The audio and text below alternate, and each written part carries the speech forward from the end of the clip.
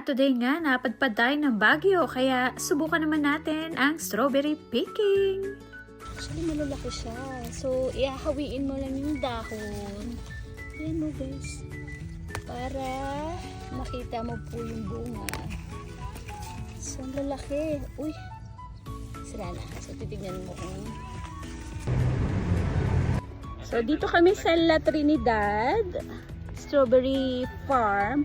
Buti na lang medyo makulimlim. So, hindi ganun ka init. Actually, sobrang tamis talaga nung kanilang strawberry. Ito yung aming tourist guide. Si Moni yung tourist guide dito. Kailangan check mo yung ilalim. Kasi, pag hindi, yan, sayang naman kung makukuha mo yung bulok. Ikaw na lang talaga yung magsasawang pumitas. In fairness, masakit sa likod. Ayan. Sign of aging na talaga. Matanda na.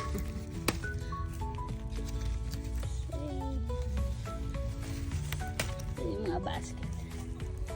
Ayan. Sobrang dami. So, nakakatawa talaga siya.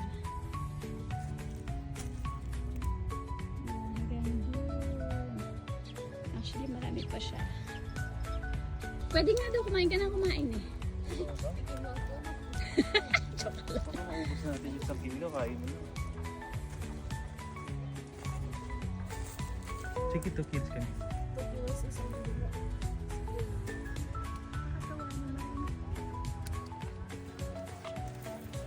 Cutter ka man? Gamit ka ng cutter? Hindi na?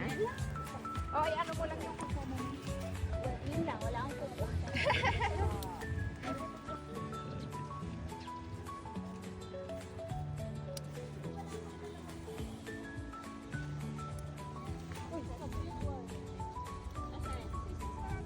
Kunin mo na. Yun nga, mga malaki yun ah. 2 kilos. Ay, sira. Yeah. I know. Should I just throw it back? Sige, hanap ka ng malalaki. This one's cute. Picture lang kita na. So, ayun. Busy-busy yung dalawa.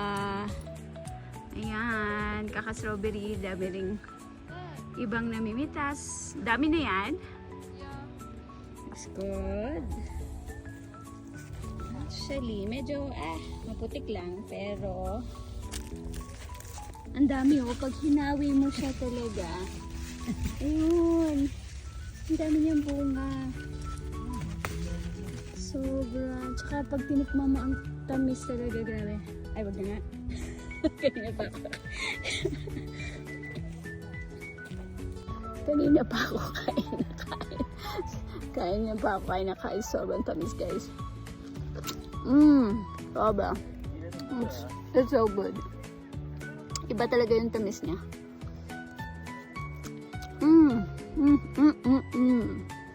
At yun nga, sobrang nag-enjoy ang lola nyo kakatikim. At yun nga, masasabi kong sulit naman talaga ang gagastusin nyo dahil talaga namang napakasarap at napakasweet ng kanilang strawberry.